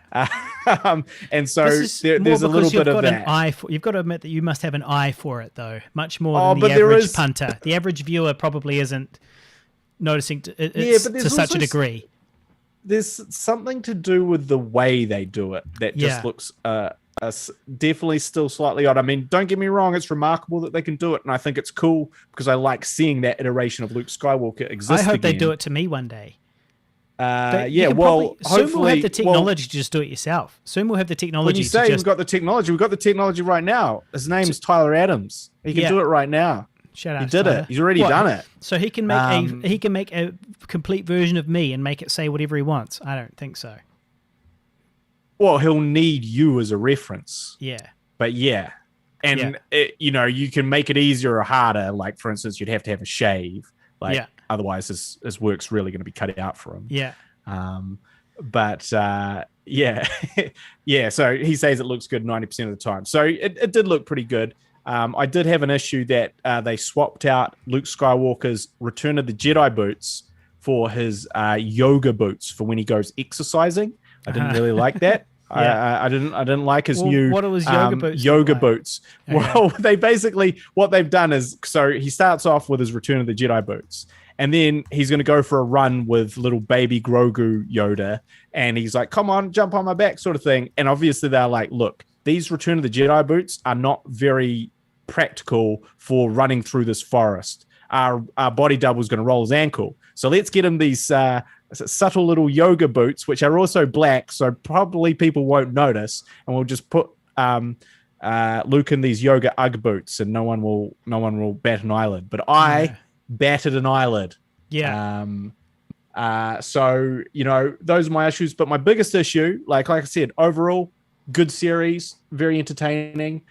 Biggest issue that I did have with it was the introduction of some hipster millennial scooter drivers who were just weird characters that had no point or reason for being there. What kind of scooters? Like a bunch of, what kind of scooters do they have in the Star Wars universe? That was the weirdest part. They're like lime scooter thugs. Yes, they're like lime scooter hipster thugs, right? So essentially they had these bright, hover scooters that were these weird, insane, really bright neon colors, which looked completely out of place in the landscape of Tatooine, which they were meant to be in. It looked like they'd been polished like 1 second before action.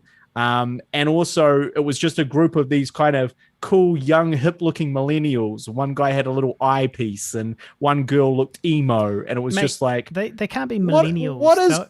They are hipster millennial Star Wars thugs. No, they the had no place in the Star Wars. Millennials are old now, man. We're millennials. You and I are millennials. You're talking about the new ones now. Are these Gen Z kids? It's all Gen Z now. But I would say these guys probably fit into the millennial category. But right. I guess they more fit into the hipster soy drinking characters, really. Okay. Soy latte drinking characters, and they're meant to. They wouldn't survive in the world that they were in. And I was like, who the fuck are these people? Why the fuck are these people? And why are they driving these neon scooters around? That none of this makes sense. It's almost like, Robert Rodriguez had been watching too much of his old Spy Kids movies, and he just wanted to bring that flavor in. I was not happy about that. Everything else was pretty good. Lots of great stuff in it. Great set pieces, great action, cool looking stuff, cool callbacks. Someone says wizard, as if it was the Phantom Menace all over again. That is so wizard, Annie. So that was the highlight for me, was a callback to Wizard. Yeah. But overall, it was very good, and Tim Morrison is great. But those hipster millennial scooter drivers, not feeling them. Not feeling them. Well, going back to Timmy Morrison, I heard from an industry insider who shall remain nameless that he doesn't learn his lines. I don't know if he's doing that on Boba Fett or not, but that he doesn't really learn his lines. He's a bit of a stumble his way through it kind of guy, kind of half learns them. Interesting. And then just stumbles his way through them and just makes it work, which apparently is obviously kind of difficult for the people around him. But yeah, apparently that's what I heard. It's hearsay and it's rumor. It's alleged. It's allegedly. I also did meet him as well. Oh, unless you want to say something about that. Oh, well, I mean, we can't really frown on his style of stumbling through his lines anymore, can we? Not given how much auto cue we've been using lately. Yeah. We've decided to embrace the Tim Morrison School of Acting recently, where we make absolutely no effort to rehearse or remember our lines and simply read it off an iPad just off camera. To be honest, which is our eye line. I reckon the iPad. I love it. I love it too, and the idea iPad acting. Remembering it is the hardest bit and the most stressful part of acting is having to actually remember the lines, because if you can't remember the lines, you're kind of fucked. And so to be able to not have to remember that barrier to rehearse, like, I reckon the formula would be not what we're doing. What we're doing is showing up and reading it, reading it for the first time off the auto cue. But like the best way to get the best performances, I reckon, as an actor, this would work for me, would be to have a rehearsal from, do lots of rehearsal, figure out how you want to do like the emotions and so forth, but then have the auto cue there as well. So you don't have to worry about actually memorizing it word for word. And you can just kind of reference it. You just reference it. I'm not saying you're looking at it all the time or anything like that, but it's more just there as something to prompt you a little bit and kind of keep you on track. I reckon that would be quite a nice, easy, stress-free way to be acting. Auto cue acting. I wonder if anyone's ever won an Oscar doing auto cue acting. Oh, mate, you and me. Let's do it. I'm ready. I'm pumped. Show Me Shorts Film Festival is Oscar accredited. So if you win an award in Show Me Shorts Film Festival, you can then pay to submit your film to the Oscars as well. And so we're only a couple of steps away, really. Just got to make a short film and send it to Show Me Shorts Film Festival and win an award, and then submit to the Oscars, and then get selected for the Oscars, and then win an Oscar. Easy. Easy. Well, we've got the first part, which is auto cue. The auto cue. Yeah. iPad acting. Yeah. I've got a Temuera Morrison impersonation as well. It goes like this. It goes, "Is that what all this is about? All of this crying and slamming of fucking doors?" That's Once for Warriors. I've heard that before. Good. On the podcast. Oh, well, I might have said it by you. Yeah. Yeah. Well, that was my Temuera Morrison. Yeah. So, yeah, shout out to Tim, who does not listen to the podcast, but the other listeners haven't heard it. Not all of the listeners have heard it. Only if they don't listen to every episode of this podcast, which they religiously, don't. Which they don't. And if they do, everyone does. And some of the few who do will recognize that I reuse my jokes all the time. They will notice that. So they will definitely notice that. It's a recurrent, but I call it a callback. It's a callback. So if I ever make the same joke more than once on this show, a callback. We can't talk every week for 1 to 2 to 3 hours and not reuse some of the quality content. If you go and see a comedian, they will reuse their same content for like 6 months before writing some new stuff. And that works. So I use the jokes for like 6 months to 6 years. Looking to follow on those footsteps. So yeah, exactly. Yeah. Tyler says that if a director and a DP get to keep the storyboards around, actors should keep the lines cued. Well, hey, that's a pretty good point. Yeah, there you go. There you go. Instead, you just have to have a script on set, and if you look at it, you're considered an amateur. You should know it all off by heart. No, that's not true. But you should know it all off by heart, kind of. Scene by scene, anyway. Speaking of acting, the thing that we... Oh, God. My dog is chewing a pine cone on the carpet. Yeah. I'm going to have to clean that up in a second. Yeah, so... The dog, by the way, the dog, by the way, is a bubble penetrator. This dog does... Guy cries and drools all over the dog while hugging it because he's all sick and sad. He hugs it and drools and cries on it and gets boogers all over it. Mm-hmm. And then it pops into the backyard. And then if I've got my back door open, just wanders into my house. And then I drool all over it and rub my snot on it too and send it back. So, it's a bubble penetrator. Shout out to Zoe. The key is to Zoe, the podcast mascot. The key is to never ever pet her. Yeah. When she comes in. But I can't resist that. Can't do it. She has a very pattable yeah, she's very patable. No doubt about that. I'm dog starved as well, like I haven't had for a long time enough dogs in my life. And so I'm dog starved. So, I love it when she visits. Love it. Absolutely love it. Yeah, she always comes back out of breath. What's that about? Because she's having so much fun, mate, over at my place. Okay. All right. That wee bubble penetrator.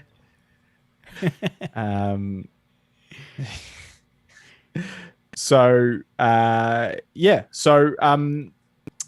what were we saying? Book of Boba Fett. Yep. Auto cue acting. What kind of dog is she? Yep. But yeah, we should probably wrap this up. What kind of dog is she? What kind of dog is she? Well, I would call her like the listeners need to know. Well, she's a bit like a terrier or a fox terrier, but she's a mix of something. So she looks like a little Toto dog from The Wizard of Oz. Yeah, or Harry McCleary kind of, but not as dark. Yeah, a little Harry McCleary. Yeah. From Donaldson's Dairy. Yeah. So yeah, but she's just like a cute little doggy with a few very annoying habits that I shout at her constantly for. She's also 14. She's not young. She's in her twilight years. But she's still carrying on. She still carries on like a little kid. Yeah. What I was going to say is I had a look at our most recent skit that we shot. Which one was that? The other day. The Unreal Engine skit. Okay, which is all done against a blue screen. Yep. And Bernie, our friend who listens on the podcast, but is probably not listening now because he's busy doing work. Yeah. Sent me through a preview of that with the background. And I must say, looks pretty impressive. Looks pretty cool. It's not quite finished yet. I think we'll be finished by next weekend. We'll have it'll be finished and uploaded. Nice. But it's definitely coming together. It looks pretty cool. Yeah. So how's the acting? Well, Skullface. So I was playing a I was playing a character I had never seen the movies of. Had no concept of. Yeah. Had zero reference. Was he the bad guy in Captain America? So he was he was Crimson Skull. So he was the bad guy in Captain America. Yeah, okay. And so I saw him in that. And then he transformed really into this gatekeeper in the Avengers. And that's who you're playing when he was the gatekeeper version, which I got that. Interesting fact is played by a different actor in the Avengers. So he was Hugo Weaving. Yeah. And then they couldn't afford Hugo Weaving anymore. He did seem different. Yeah. And then they're like, fuck it. We'll just get someone else. Who gives a fuck? Yeah. And we all just went along as we do. You do, though, because he's covered in prosthetics. So it doesn't really matter. Well, I think he's actually so that's the other difference is Hugo Weaving is covered in prosthetics with maybe a little bit of CG. In the Avengers, he's just a CG character. The skull is all CG, I believe. And Tyler says, want to do some more ambitious visual effects. Tyler, I've got some ambitious visual effects coming up. But he also says that he asks, is I Survived the Zombie Holocaust returning to us in terms of the distribution rights? And the answer, Tyler, is in April. At the end of April, in theory, if there's no more legal spanners thrown in the works, because that's the problem. If they go no, so I've established this is when it's meant to be coming back. This is the date according to this email. Now, if they turned around and gone, oh, well, you needed to do these 5 other things actually, I'd be like, great. Well, how the fuck do I know? What have I got to do? But I will be making an impassioned plea to the Film Commission if there's any more shenanigans that they now need to get involved and stop and end the mandates on I Survived a Zombie Holocaust. End the mandates now. Drop the mandates. Give us our freedoms back. give our movie its freedoms back, right? Or I may have to go down and protest outside their establishment, outside the film commission. If that we're in the mandates, that's what we have to do. That would probably go viral on YouTube. Oh, absolutely. Filmmaker protests by himself outside the film commission, begging for help because he wants them to help him. I also think some bitter rants against the film commission could have the potential to go viral. Should anyone have the cojones to do one, but that's not something I'm prepared to do just yet. No, please, for the love of God.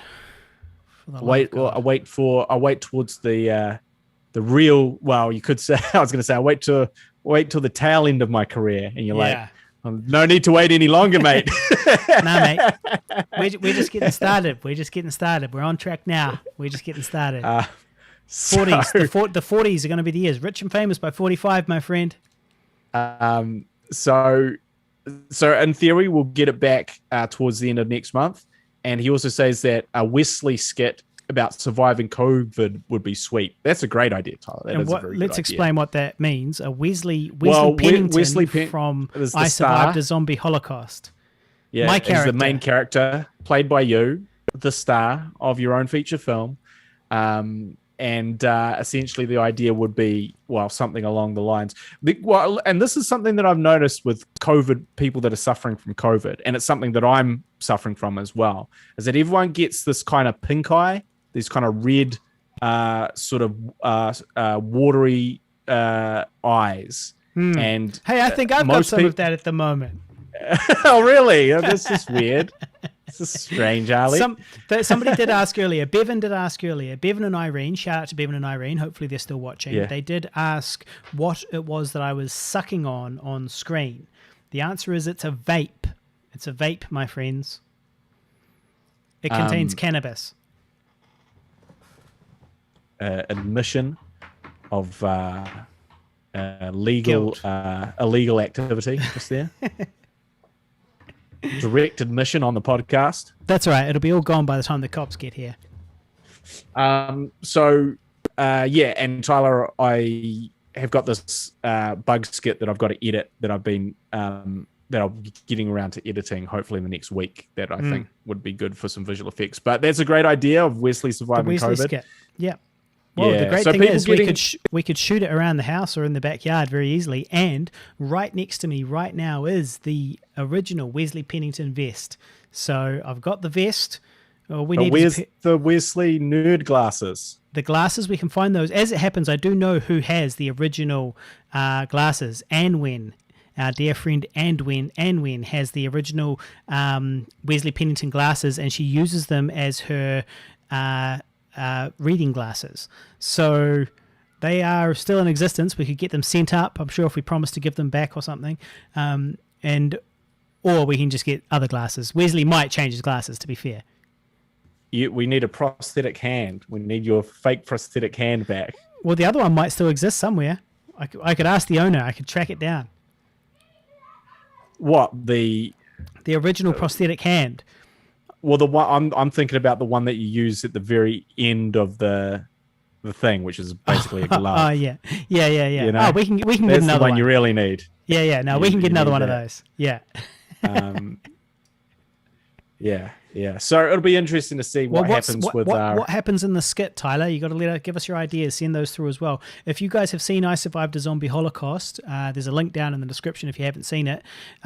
If you've seen I Survived a Zombie Holocaust, what should Wesley Pennington do to survive the COVID pandemic? I survived a COVID pandemic. I survived a COVID Holocaust. If you start getting itchy red eyes, or you see anyone with itchy red eyes, and know, day to day, that's a sign they're about to turn. Yeah. That's a sign. Well, it's just like zombies, eh? It's just like zombies. Yep. It's exactly like zombies. Yep. Yeah. Well, mate, we could shoot this in the backyard. And what we do, right, is we light the fire and do a scene around the fire where Wesley is a post-apocalyptic survivor of the COVID pandemic. And he's sitting around the fire doing something, possibly with Susan, his co-star and love interest in I Survived a Zombie Holocaust, played by Jocelyn Christian. Yeah, very good. Just need to write it. We just need a story idea. We need a kernel. We need something to get this thing going. We need to get this thing off the ground. Okay, give me some ideas here, people. But anyway, yeah, we should wrap it up because I do have some work to do, and I also have COVID, and I feel not very good. Here's the bubble penetrators here. Hello. Hola linda. Hola linda. Yeah. So she just came in, gave her a pat. Now she's going back to your place. She's going to pop into the back of shot in about 2 minutes or 1 minute with my hand sweat on her.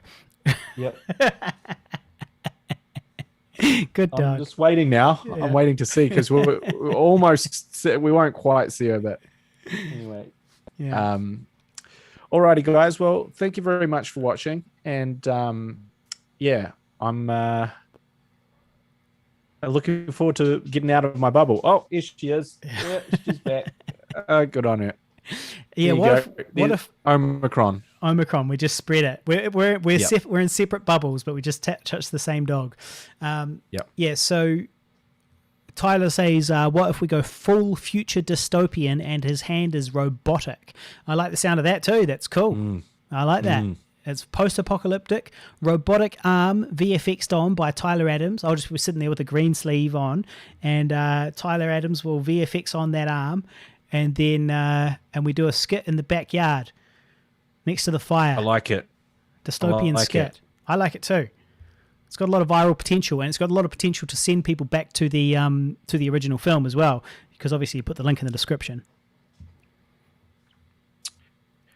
Yeah, it would go, oh shit, here we go again. And instead of going cut, it would go 10 years later or something like that. There you go. 10 years later. Exactly. Perfect. And then you guys are all around the fire. Yeah, and I'm looking all disheveled. disheveled and old. Wesley looks disheveled and old, as if he's been living in the post-apocalyptic world, but he's still got his original Wesley vest, which is a bit more beaten up now. But he still wears it every day. Yeah, that's good stuff. This is good stuff. I hope you guys are writing this down. This is good stuff. All right, cool. So we'll get the fuck out of here. Thank you very much for listening. All the great links are down below. Please click on those to help us. And we're back every Sunday at 5 p.m. New Zealand Daylight Saving Time at the moment. So come back and tune in next week, and make sure you give us a review and a rating and all of those things, because that all makes a really big difference to us. It really helps us, really helps get this show out there. And the goal is to monetize it. So if you can help us by going and watching on YouTube and watching our other videos, just search the Guy and Harley podcast. That's a really important one at the moment, trying to get those hours up.